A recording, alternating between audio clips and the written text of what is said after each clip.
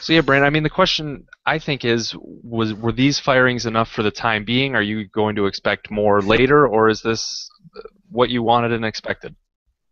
Well, it's just like I was saying earlier, the fact that you can't get rid of everybody because, well, somebody has to finish this season out. I think at the Mhm. end of this season, you're definitely going to see a deeper evaluation, and there'll be plenty of discussions about how far that needs to go as we keep rolling along, whether that's all the way up to the general manager and team president or at least Jim Caldwell. But for now, the offense and the scheme have been absolutely getting murdered, at least in the media, as far as it's predictable, it's whatever, Mhm. but also obviously on the field in these protection schemes where these guys cannot seem to figure out what's going on. Uh, Granted, Minnesota does a very good job of they'll walk up. Like I watched all those sacks again because I still couldn't fathom how you can get sacked before you can even finish your drop back. But it's a lot of it was Minnesota's sneaky. They come up to the line, they'll walk up, have seven guys right there, and so there was one particular one where they rolled the coverage to the right. Well, it turns out the two guys came out from the left and they blitzed the Yeah. cornerback, and they just couldn't handle it. And I don't know if that's a complicated system or just good defense, but regardless, the guy in charge of the offense had to go in, and I think that's all you can really do right now. Yeah, I then have questions, and I would hope that more regime changes are coming after the season. Again, this is probably just a temporary band-aid, but and Mike, I'll post this one to you first. Jim Bob Cooter, and folks have as much fun with that name as you want. Jim Bob Cooter takes over the play calling duties, the OC duties, whereas a lot of people were calling for Caldwell himself to do that. He was an offensive coordinator with the Ravens, supposedly was a key piece of them getting to their Super Bowl. Are you happy, just happy that they removed Lombardi, or were you hoping to see it be Caldwell? Is Cooter the right guy for you? I mean, where are you at with this whole change? Well, I think Cooter's the right guy as far as an interim move goes. I don't think this is going to be a long term move or anything like that. Uh, I understand Caldwell calling the plays, but then I look to his second year in Baltimore when the run game completely fell apart and Joe Flacco couldn't take advantage of anything in the pass game, and their offense was ranked near the bottom of the league.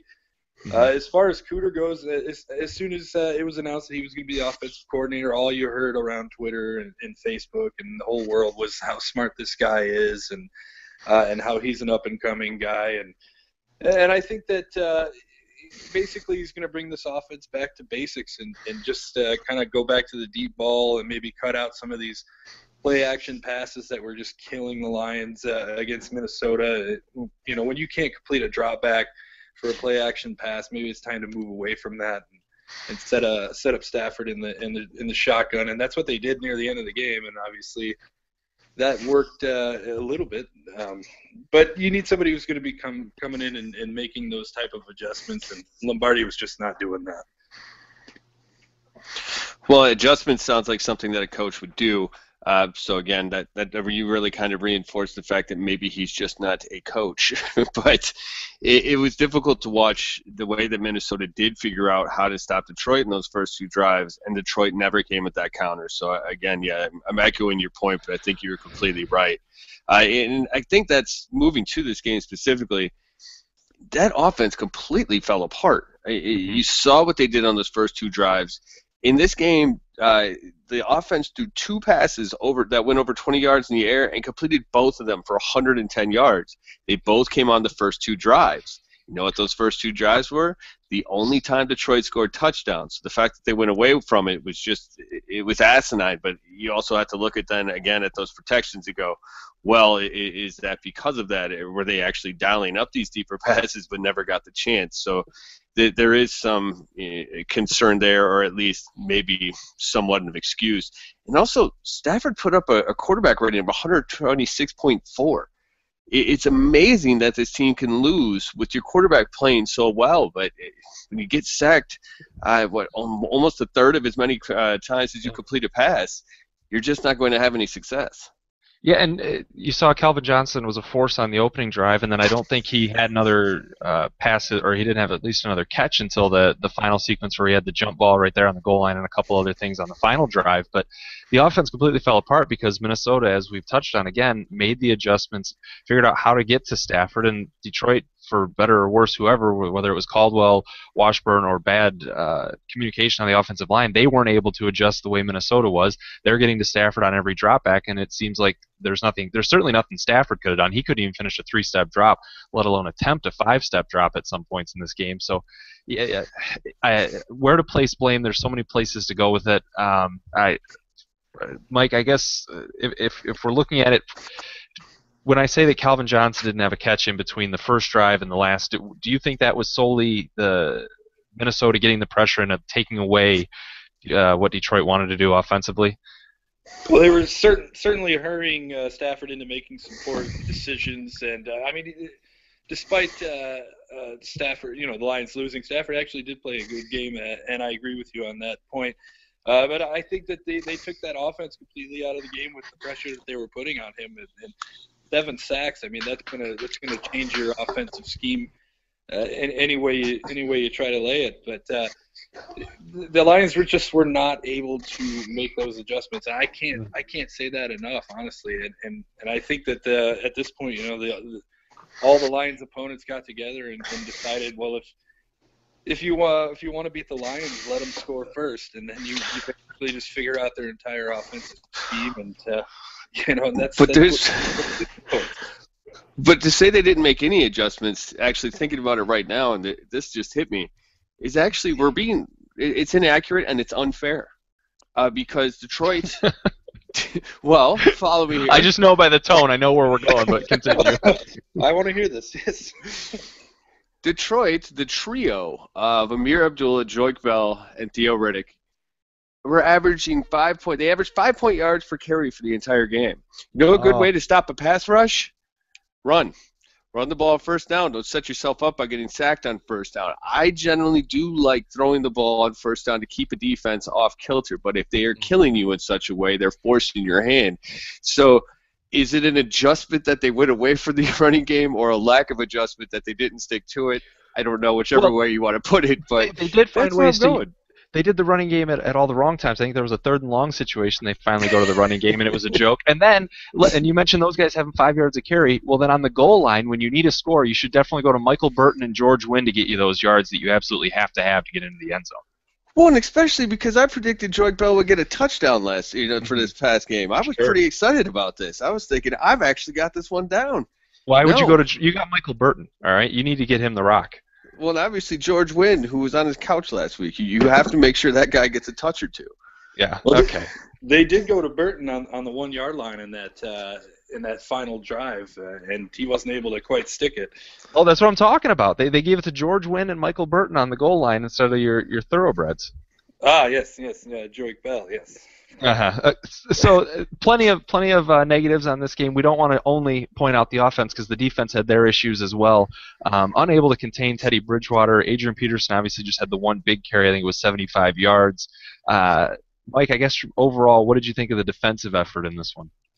Well, I think a lot of the quarterbacks are toying with this defensive line. They just can't seem to get any pressure on the quarterbacks, and they did sack Bridgewater 3 times, but other than that, they made Bridgewater look like a competent quarterback, which he hasn't looked like all year long. I mean, coming into this game, he's only thrown 3 touchdowns, 4 interceptions. This was supposed to be a game where you're supposed to force Bridgewater to beat you with his arm while you stop Adrian Peterson, and they just couldn't get that done. And too many short passes and too many quick passes, and that was ultimately the undoing for the line. They were able to stop Peterson, which was good, but.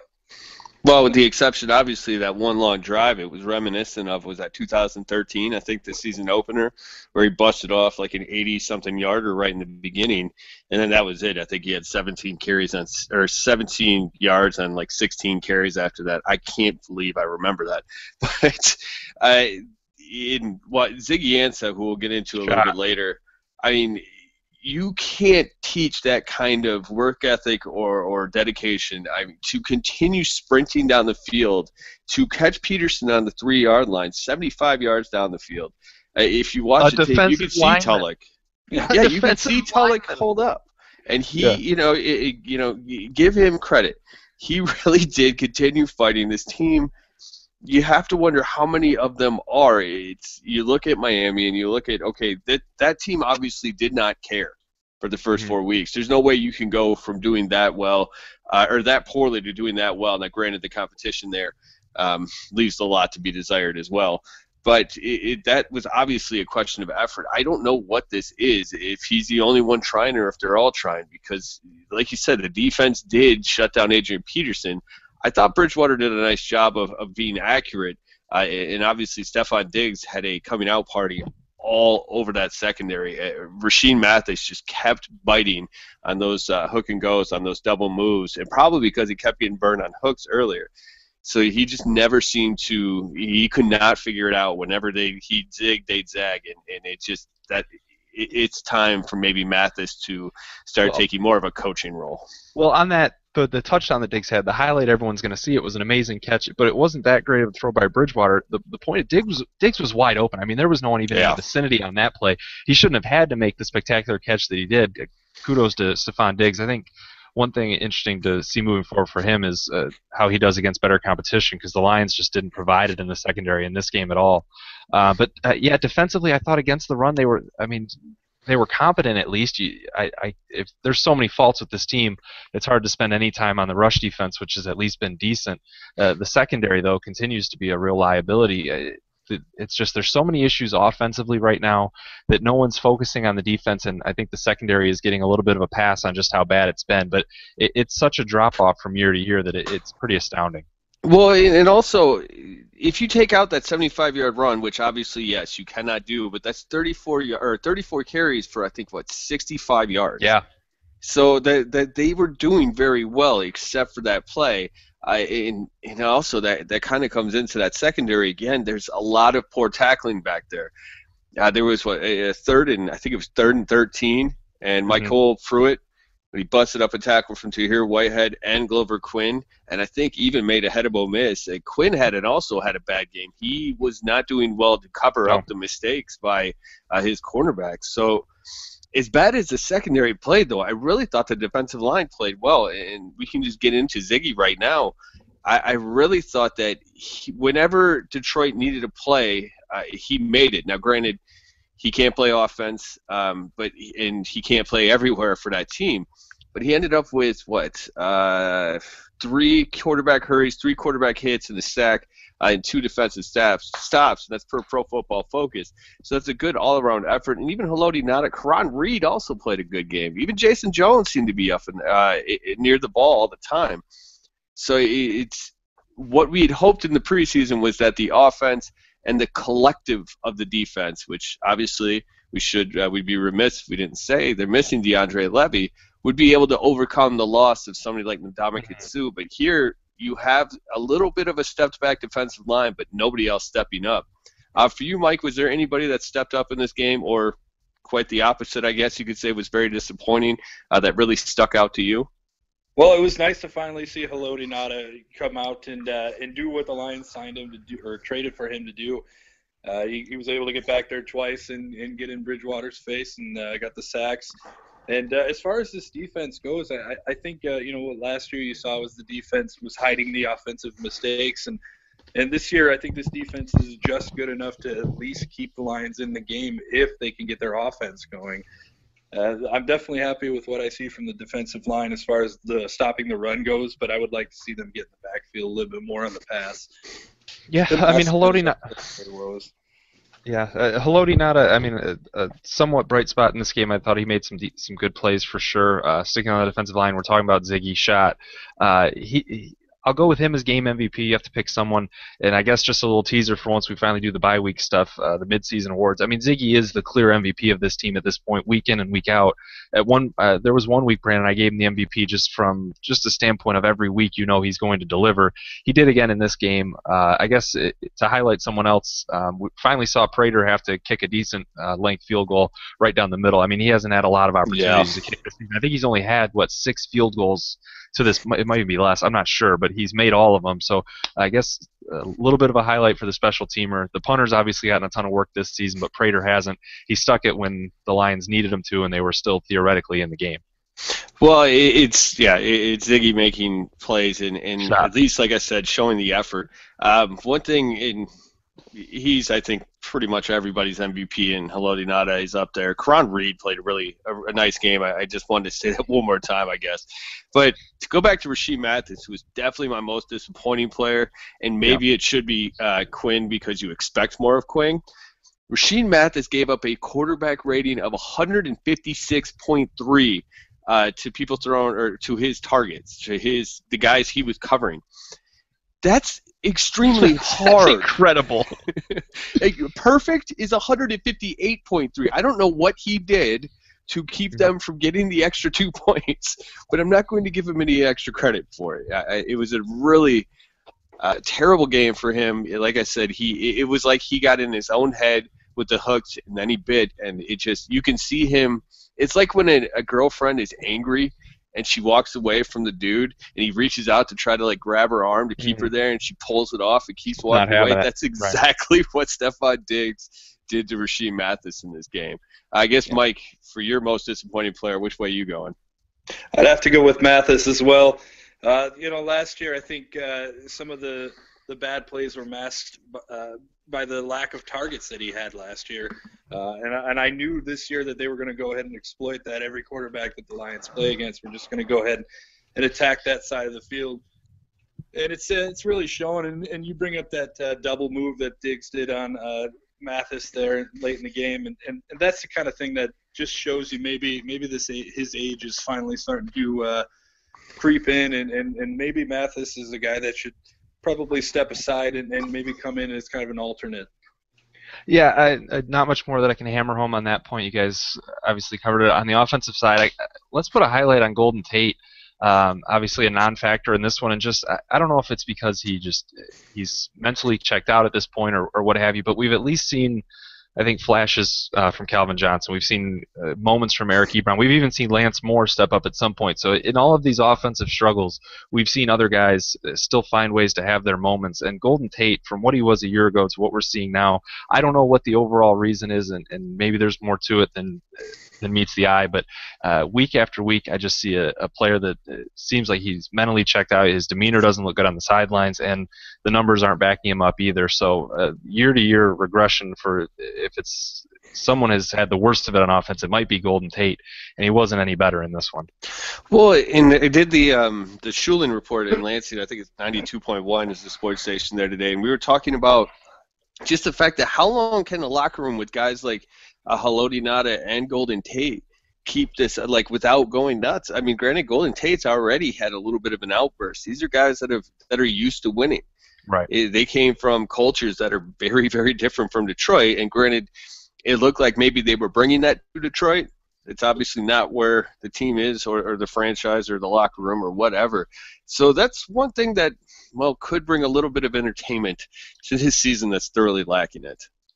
Yeah, entertainment's one way to put it. We'll try and look forward here. The team is going across the pond, as we said. They're playing in London. They'll be the early game. I think it's 9:30 our time.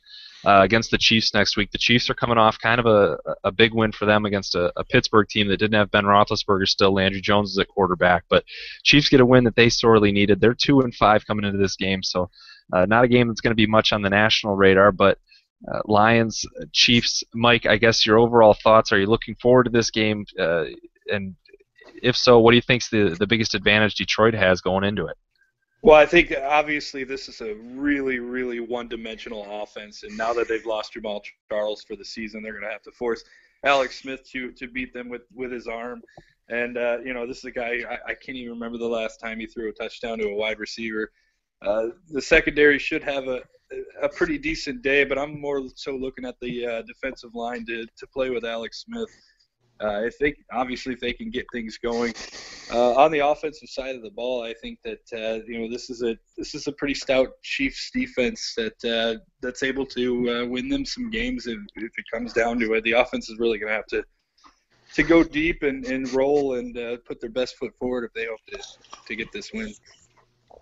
Well, as far as the Chiefs, I do a weekly pick 'em.